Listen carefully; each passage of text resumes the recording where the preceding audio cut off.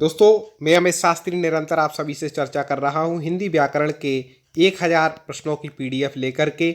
और बहुत महत्वपूर्ण पूरा हिंदी व्याकरण हम कवर कर रहे हैं। और भी हिंदी संबंधित जो जो आपके प्रतियोगी परीक्षाएं पूछ सकते हैं, सारे प्रश्न हम कवर कर रहे हैं। तो दोस्तों, आगे आज हम चर्चा करने वाले हैं। कल तक जहाँ चर्चा की थी, कमेंट बॉक्स खोल के उत्तर देने के लिए तैयार रहें। कम समय आपको मिलेगा कि उस समय बचाना है और पढ़ाई पूरी करनी है। तो शुरुआत करते हैं। कौन सा शब्द क्रिया विशेषण है? क्रिया विशेषण मतलब जो क्रिया की विशेषता बतलाता है उसको क्रिया विशेषण कहते हैं। तो तेज शब्द कैसा है? क्रिया विशेषण। वह तेज दौड़ता है, तो दौड़ना क्रिया की विशेषता कौन बता रहा है? तेज। इस प्रकार से आप लगा लेना।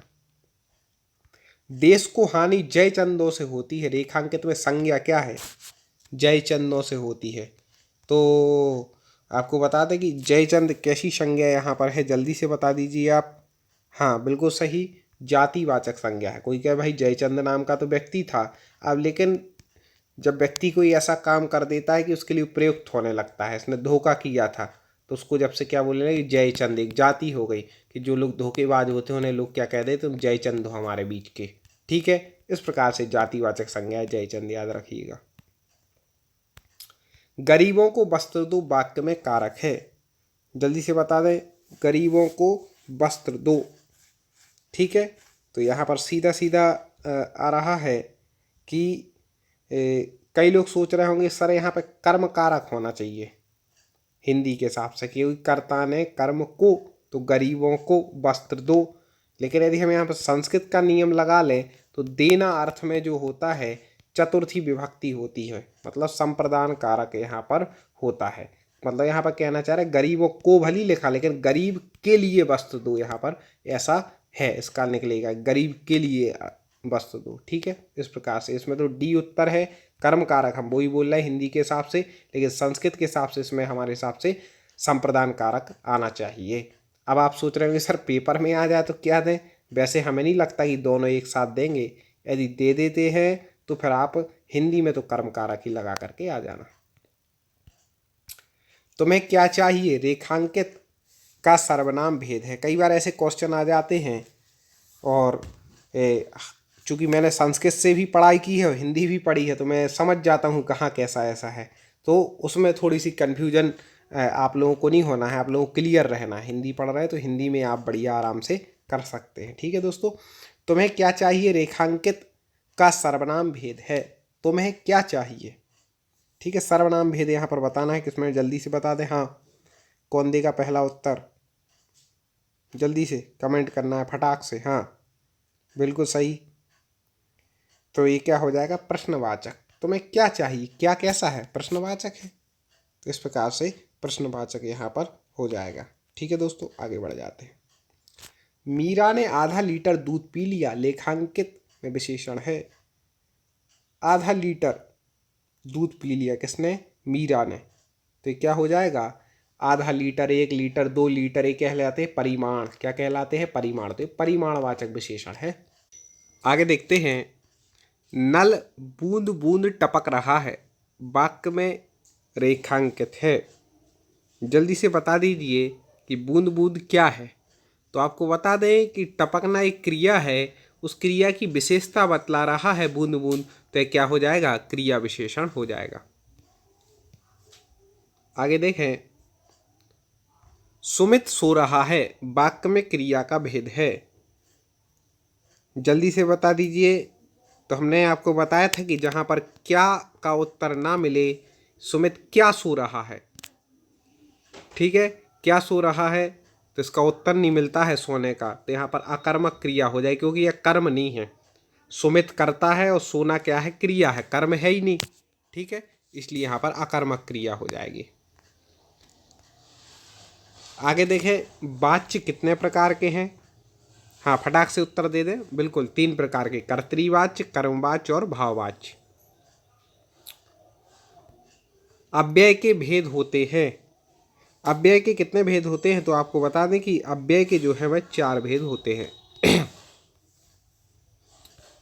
निम्न वाक्य किस अव्यय से पूरा होगा? आज धन खालिस्तान कोई नहीं पूछता।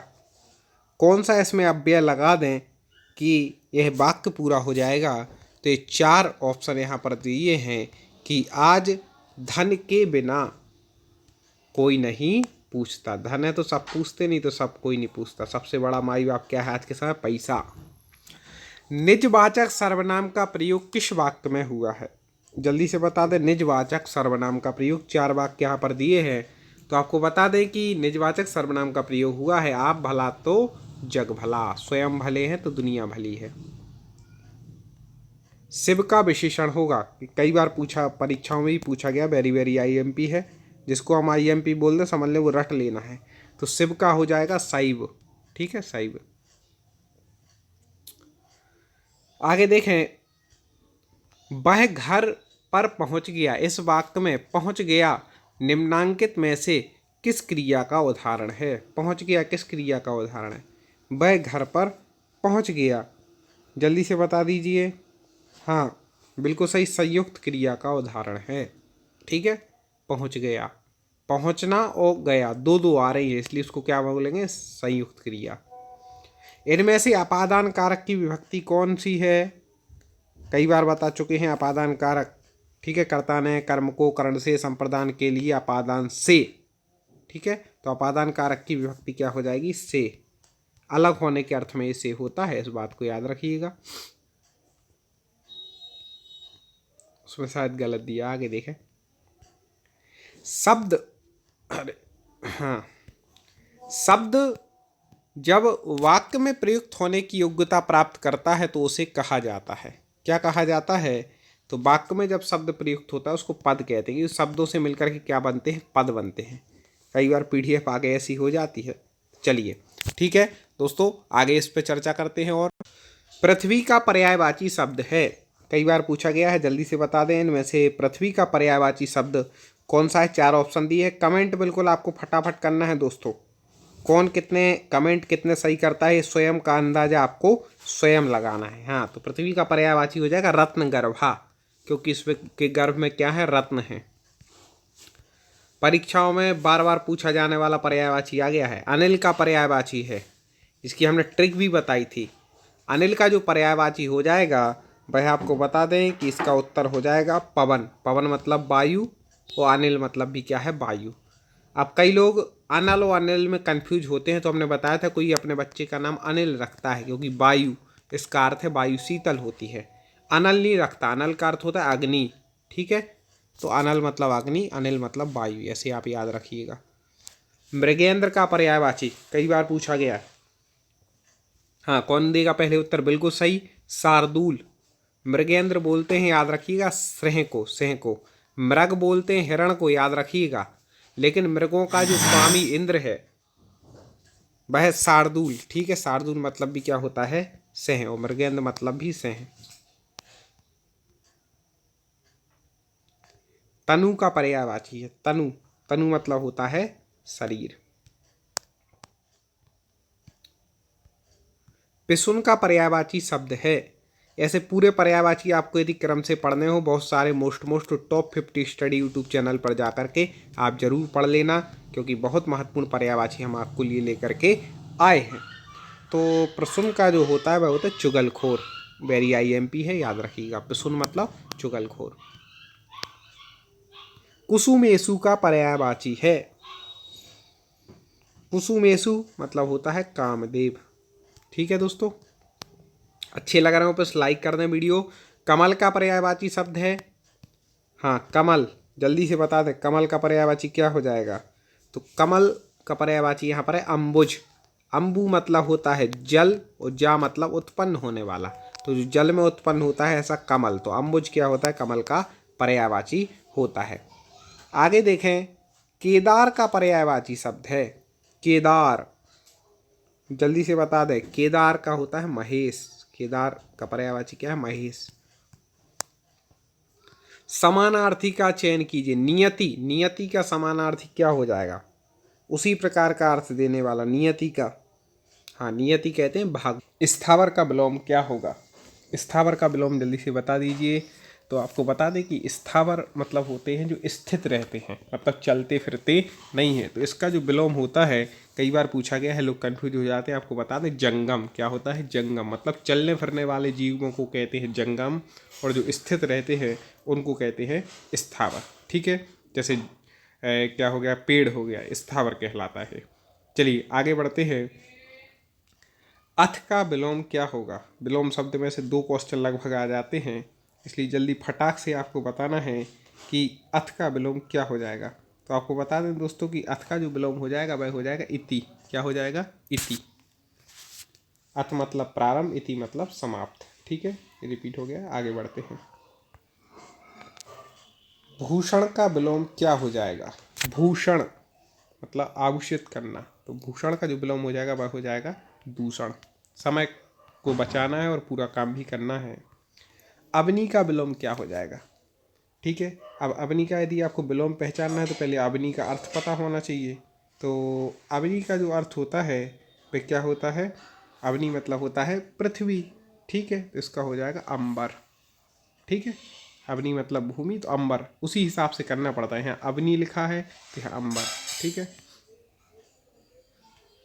हे का विलोम क्या होता है। हे मतलब होता है छोड़ने योग्य। ठीक है, तो हे का विलोम क्या हो जाएगा, ग्राह मतलब ग्रहण करने योग्य। अर्थ पता होना चाहिए। चिरंतन का विलोम क्या होगा। ठीक है, चिरंतन मतलब जो हमेशा रहने वाला है, तो नश्वर मतलब जो नष्ट होने वाला है, इसका विलोम हो जाएगा। निम्नलिखित में से जो जोड़ा विपरीतार्थक नहीं है उसे चुने। जिसका विपरीतार्थक ठीक नहीं है, जिस विलोम शब्द का जोड़ा, उसको चुनना है जल्दी से। आय का व्यय ठीक है, सरल का कठिन ठीक है, और गुरु का लघु भी ठीक है। धर्म का अधम ठीक नहीं है, अधर्म होना चाहिए। अधम मतलब तो होता है नीच, पापी। ठीक है, धर्म का अधर्म होता तो ठीक होता, अधम ठीक नहीं है, तो ये उत्तर हो जाएगा। ऐसे बहुत ही महत्वपूर्ण वीडियो पहले भी हमारे चैनल टॉप 50 स्टडी पर अपलोड हो चुके हैं, ना देखे हो तो ज़रूर देख लें। ब्रह्म का विपरीतार्थक शब्द है ब्रह्म। ब्रह्म मतलब क्या होता है, आप जल्दी से बता दीजिए। ब्रह्म मतलब होता है एक प्रकार से ज्ञान। ठीक है, तो यहाँ हो जाएगा अज्ञान। ब्रह्म मतलब आत्मा होता है, यहाँ पर ये उसका जीव दे रहा है तो ये नहीं आएगा। ब्रह्म भी जीव ही है। ठीक है, ब्रह्म जड़ थोड़ी ना है। उद्धत का विलोम क्या हो जाएगा। उद्धत का जल्दी से बता दीजिए। 4 ऑप्शन दिए, सौम्य, सौख्य, उत्तम, और चौथा ऑप्शन दिया है कोमल। ठीक है, तो उद्धत होता है, एक होता है सौम्य मतलब शांत, और एक होता है उद्धत मतलब थोड़ा वैसा उद्यमी टाइप का, उद्धत। विपरीतार्थक शब्द सुनिए। शोषक मतलब शोषण करने वाला, तो एक क्या हो जाएगा, पोषक। ठीक है, शोषक का पोषक। पाश्चात्य का विलोम, एक बोलते हैं पाश्चात्य संस्कृति, तो अपन क्या बोलते हैं, पाश्चात्य होता है, एक होता है पौर्वात्य मतलब पुराना, प्राचीन, पाश्चात्य नया। सूक्ष्म का विलोम शब्द हो जाएगा सूक्ष्म। सूक्ष्म का होता है, सूक्ष्म मतलब जिसको हम देख नहीं सकते, बड़ा सूक्ष्म होता है, स्थूल, मोटा। ठीक है, स्थूल हो जाएगा सूक्ष्म का। दोस्तों बहुत महत्वपूर्ण विलोम शब्द हैं, वो विलोम शब्द हैं जो बार बार परीक्षा में पूछे गए, रिपीट हो जाते हैं। क्योंकि कई चीज़ें ऐसी हैं, विलोम हो गया, शुद्धवर्ती नहीं हो गया, वही के वही शब्द आ जाते हैं, इसलिए हम ऐसे वीडियो लेकर के आ रहे हैं। अब जो पहले कभी ना हुआ हो उसके लिए एक शब्द बताना है, वाक्यांश के लिए एक शब्द से प्रश्न। तो जो कभी ना हुआ हो उसके लिए कहते हैं अभूतपूर्व, मतलब जो पहले कभी नहीं हुआ है। जो कहा ना जा सके, जिसको कह नहीं सकते, उसको बोलते अकथनीय।